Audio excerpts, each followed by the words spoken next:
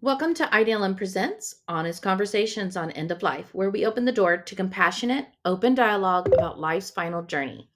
Together, we explore insights from professional caregivers, end of life doulas, and those directly touched by these experiences.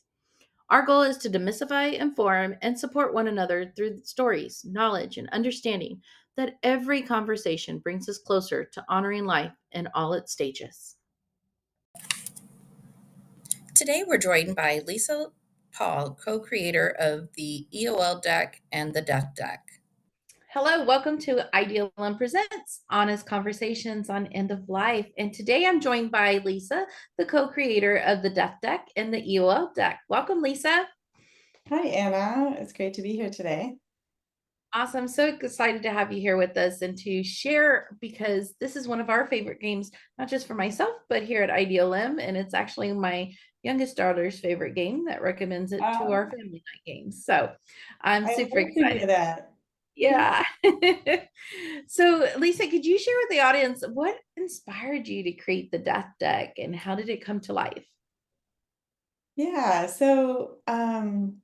I've worked in hospice 18 years and relatively early into my hospice career, 3 or 4 years in, I met a young family.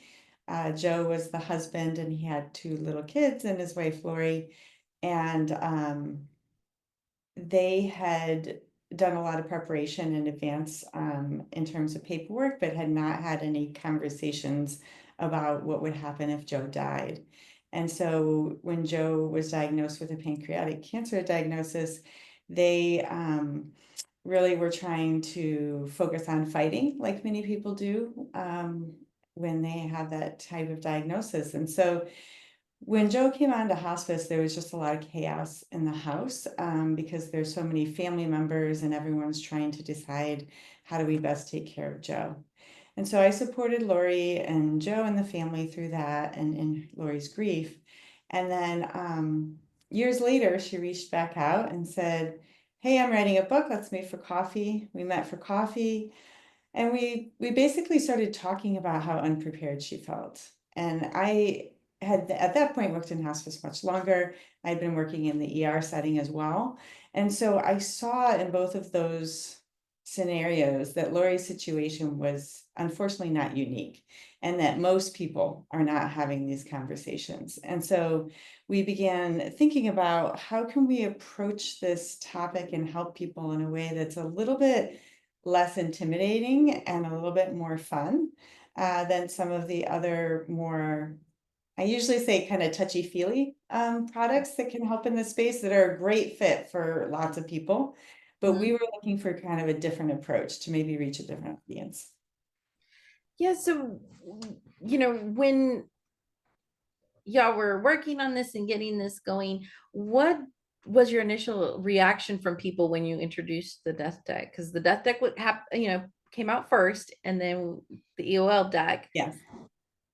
So it was interesting because, first of all, everyone kept trying to tell us not to call it the Death Deck, and that no one was going to buy it if it was called the Death Deck, and that it would seem too morbid. And I'm really happy that Lori and I stuck with that because we stuck to no, that's the problem. No one's using the word death, right? We want to actually tell you what this is, and we want to reduce the stigma and fear around this word.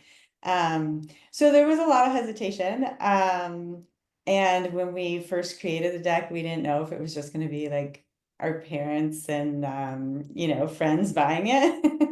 And so we were pleased that it caught on much quicker than we expected, and we were able to reach people pretty quickly. And so the response initially in preparation and kind of with our, reaching out to friends and family were kind of like, no, no, no. But that's because we hadn't found our people yet. We hadn't found the people in this space who had the same kind of thinking that we did. And so once we found our people, then things could really take off. So I have to ask, what was the first people that you found? Was it doulas? Was it end of life? Just maybe like hospice workers? What were those first people? Yeah, so one of the first things that I did after we created the death deck is I went to a living funeral. And at the living funeral, I met Jill Schock, Death Doula LA, and Stephanie Elkins of Death Over Drafts. And that was, we launched in September, and I believe that was like in November of 2018. And so that was really the start. So um, Stephanie is more along the geriatric care manager. She is also a doula, but she comes from kind of a care management, social work kind of framework of her experience in elder care. And and then Jill, of course, is a death doula. So that was and of course in 2018 the death doula movement was beginning. Certainly it had been around a while, not that it was at the very beginning, but it hadn't reached where it is now, of course. So doulas were definitely instrumental. And then we began finding our hospice folks too. Coming in. That's awesome. Um, when you think about talking about death and end of life planning through a game, how does that help them how do you feel that it helps them break through the barriers around these subjects? Well, first of all, when you can blame a card for a question, or or it's just like, it's not that I'm just staring at you, Anna, right? And being like, hey, Anna, I was wondering, what do you think about this? What's that? I said, do you want to be shot up into space in a normal conversation? Right, right. They'll be like, what is your crazy mind doing? Why are you thinking about that, right? Right. So you can blame the card, right? You have these cards to kind of explore some of these topics that you may have been thinking about and you want to talk about with others. I think also um, my favorite way to play is to actually play it as a game where you partner up and guess each other's answers, because that adds another element, first for fun. And we know when people are having fun, they have positive association with the topic that they're talking about, right? And so if we can get people to have some laughs and some fun around death and dying, and not in a, you know,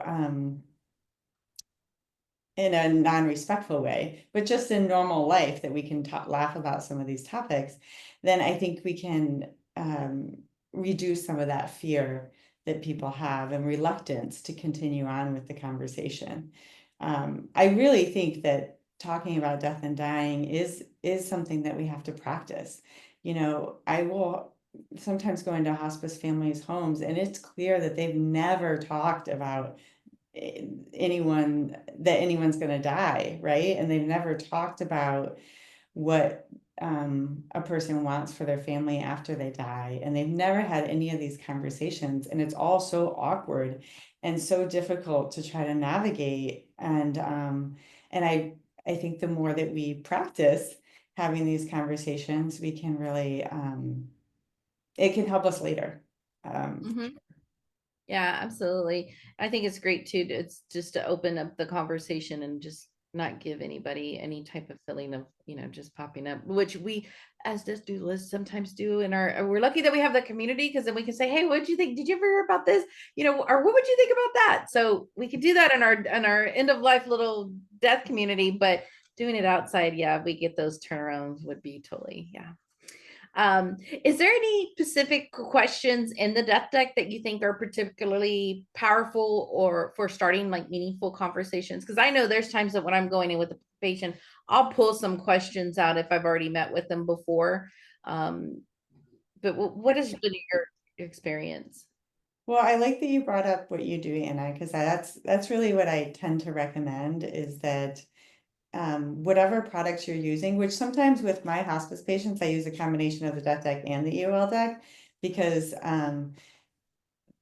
depending on the patient, there is room for levity and there's room for some of the more lighthearted conversations. And not all of the death deck questions are super humorous. So there's opportunities to kind of use both. So, we call it stacking the deck. So stack the deck to meet the needs of the person you want to talk to.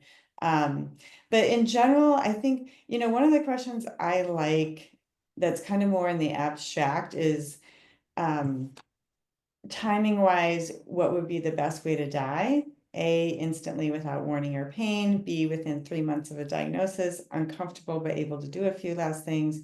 Or C, after a year of terminal illness, in pain but time for my family and me to prepare. And the reason I like this question, it's not because we can control this. Obviously, this isn't something that's going to Right. translate to an advanced directive, but it tells me what their priorities are and their values are, right? Are they fearful of death? If they answer instantly without warning or pain, they're probably pretty fearful of the dying process and illness, or they've had experiences with that. And sometimes that's what the conversation will lead into. I don't want to suffer like my dad who had dementia for 10 years. Um, and then within 3 months of a diagnosis, that tells me that this person probably really is valuing their time with family, but is also reluctant to experience a lot of pain or illness.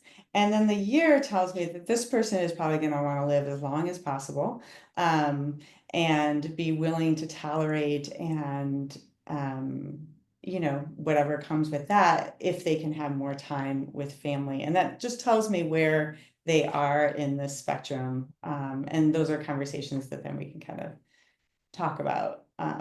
But usually people just keep talking, and so you don't even have to Yeah. to do much Yeah, just patient with that. it'll yeah, it'll open up the conversation. Um, have you found any patterns in the way that different age groups or cultures approach the game questions?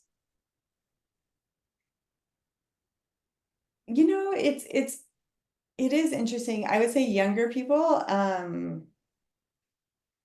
teens, teens to 30, I think are pretty, in my experience, pretty flippant about it all, because it seems so far away. And so they're happy to dive into these questions and have a lot of opinions. And it's like, you know, not necessarily connecting totally, not everyone, but connecting totally to the idea that this is about them and they are going to die. So I think when you perceive yourself to be very far away from death, it's often easier to have these conversations. Um, and then I would say the middle age group varies a lot. There are certainly people who have watched or are currently watching their family members decline, and they are thinking about these topics and want to really get into it. Um, and then the older adults, uh, I'd say mostly are really pretty open to playing the death deck, and which initially we weren't sure how that was going to go, but I have been at elder centers and assisted living and senior centers, and the seniors really enjoy these conversations, and oftentimes they'll tell me, my kids won't talk about this with me. I don't, I keep trying to, but they don't want to have these conversations. And obviously, as you're aging, these topics are on your mind. So that's the group I've been the most surprised by, You know, is the that's older true. adults. Yeah, I've seen that too with the older adults that a lot of times it's like I want to have this conversation, but my kids don't want to have this conversation. So once you're able to they're like, "Oh, you want to have this conversation with me? Great." I've even seen where families will say, "Well, mom, I never knew that you wanted that." And they're like, "Well, but you never want to, you don't ask me. You don't want to have this conversation. So how else are you going to know?" Right. So I totally agree. And I think with the kids or the teens that may play too. I know my first reaction, I remember my daughter's first reaction was like, oh, I like this, like I like this question. I like to, and I don't know if it was something about going into space or something was her question.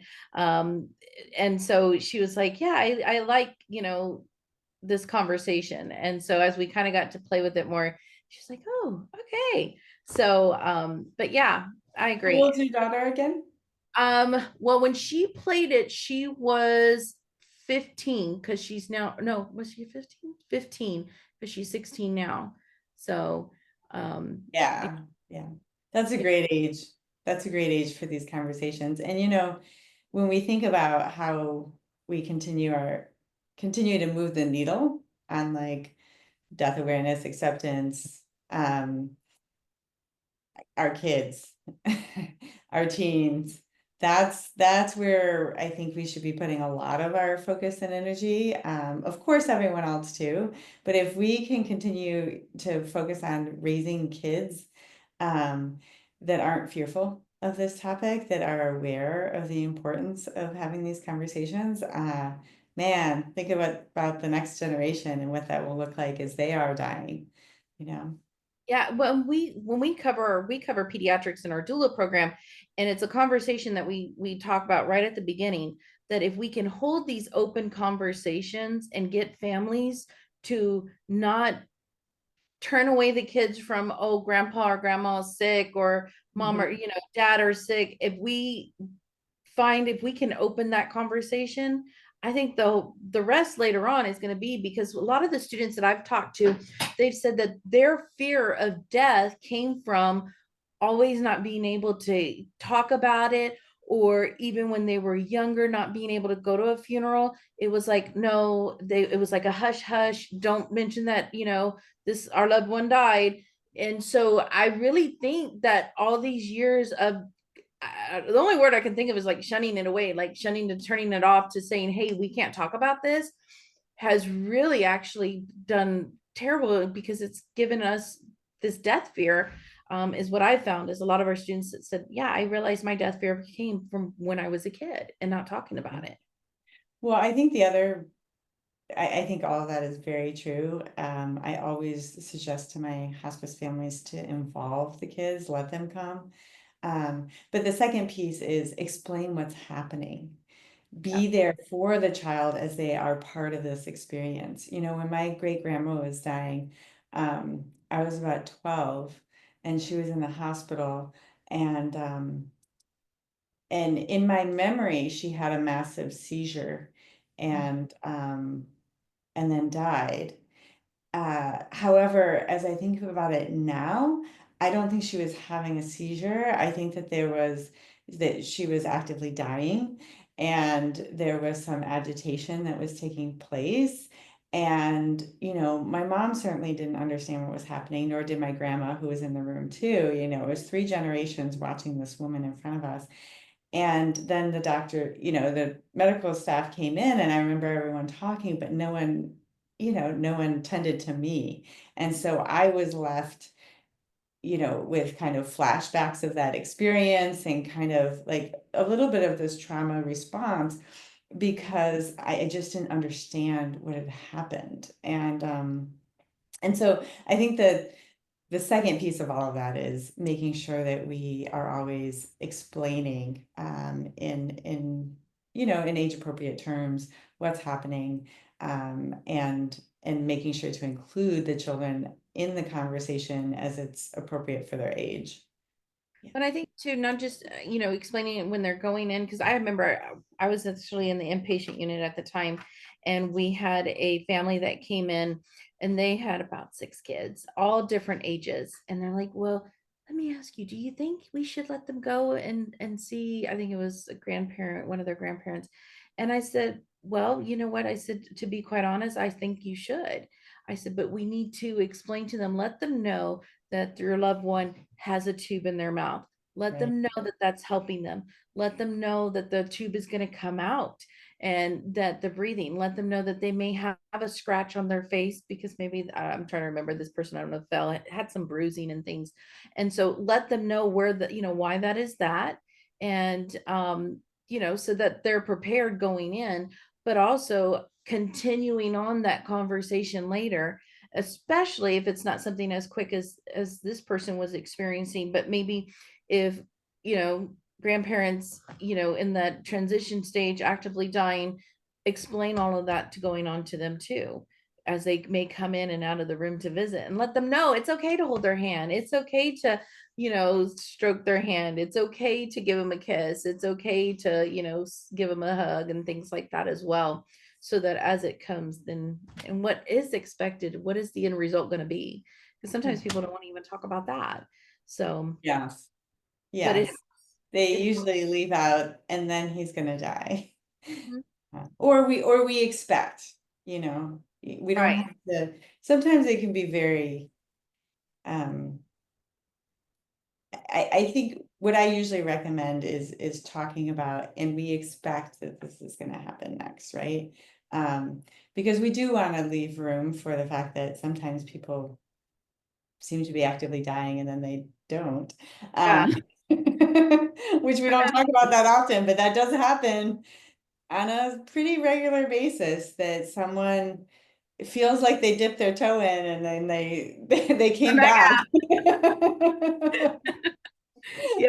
So, um, so I try to never use like too definitive terms when talking to, especially with kids, because they are depending on their developmental level, um, and that kind of stage that they're in cognitively.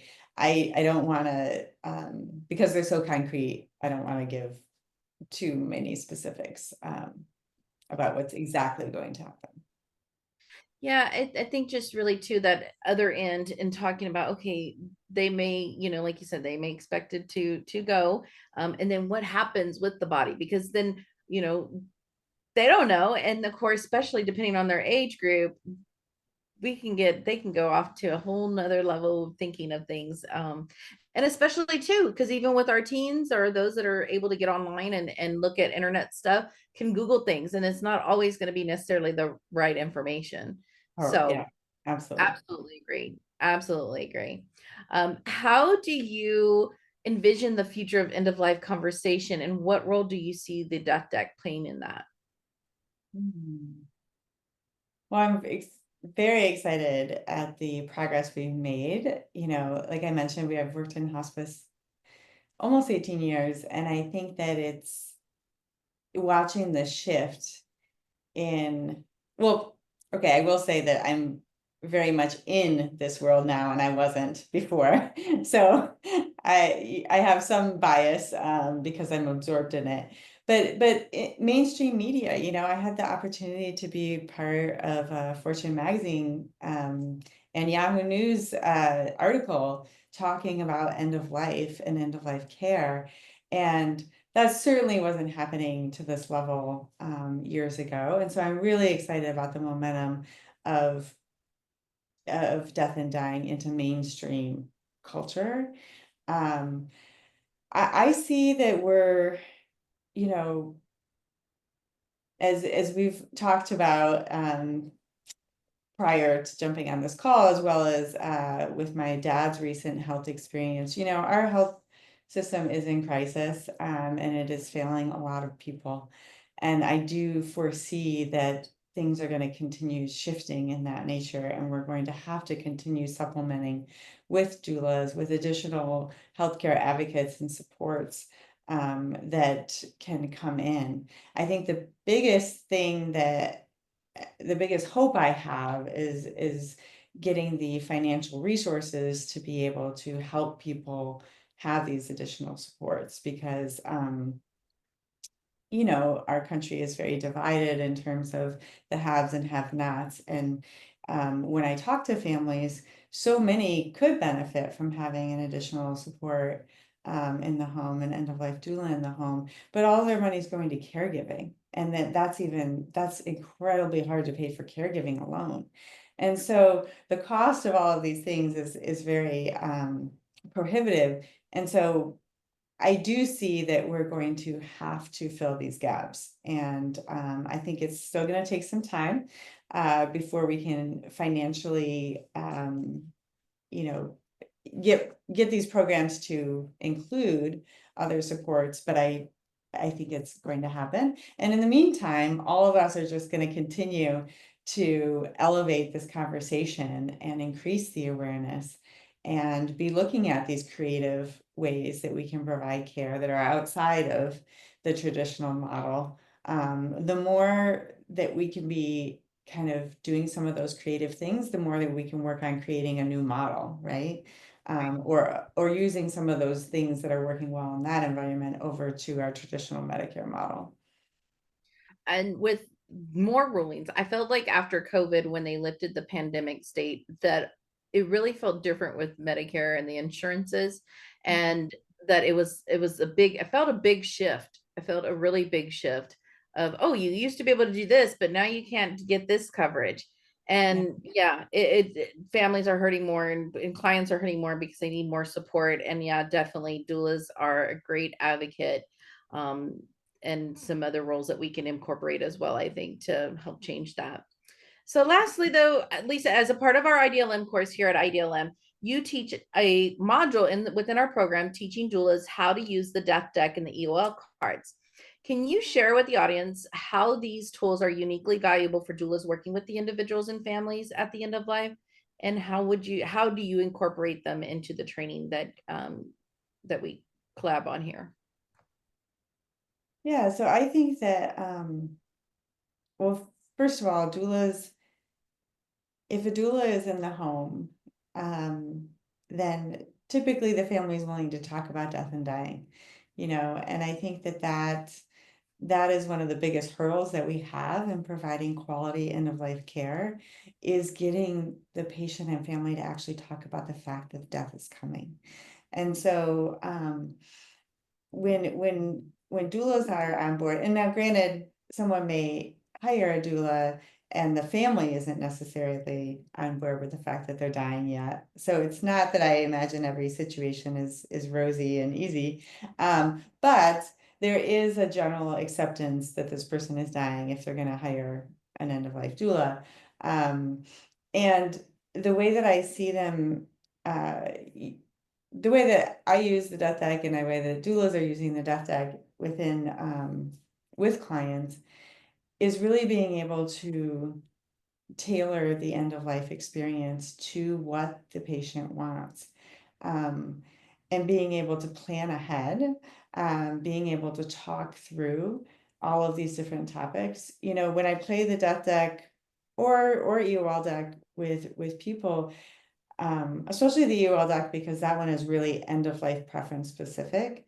And so we talk about things and they're like, I hadn't thought about any of these topics. Like, I've been thinking about burial or cremation and maybe other dispositions, maybe, but most of the time people have only thought about like what they want to happen with their body and maybe like the service that might happen afterwards. They haven't thought about the dying process and what they want that to look like, who they want there, if they want religious and spiritual, if they want what they want to hear, see, smell. And those are all the questions that the end of life deck has. And as I mentioned earlier, as a clinician or as a doula, and you're sitting here, I find it so helpful to have this card in front of me and the patient to just reduce that vulnerability and be able to kind of collectively look at something together, and be able to specifically ask the questions that I think would be most helpful for us to talk about. I usually start with the questions that are further out. So questions that aren't directly talking about what you want when you're dying. But, with the EOL deck, those are questions on legacy building, traditions you hope are carried on, those sorts of things. And then I move closer into the dying experience, as we progress in the conversation or the next visit, to kind of build up the tolerance for envisioning that end. And I live in LA, and here in California, medical aid in dying is legal. And I have found it especially helpful with our medical aid in dying deaths to use the EOL deck, because we really are orchestrating and kind of controlling that last day. And so it helps us open up the conversation and begin talking about what they really want that day to look like. And we can make it very special and unique and just for them. Right. And I think too, I think really the big key takeaway too is that, like you said, starting with the lesson, maybe talking about more of legacy or other topics that are further out of date for them, and then working your way closer is really a key, especially when you're first initiating and starting that relationship with your clients as doulas. Yeah, absolutely. Well, Lisa, thank you so much for joining me today and sharing. And I think we've had some great conversation and brought up some great key points that I think people will think about, as they are planning or even thinking about the future. I just want to remind everybody, you can go to www.thedeathdeck.com to purchase your EOL deck and your death deck. Thank you, Anna, for having me. This has been a great conversation. Thanks so much.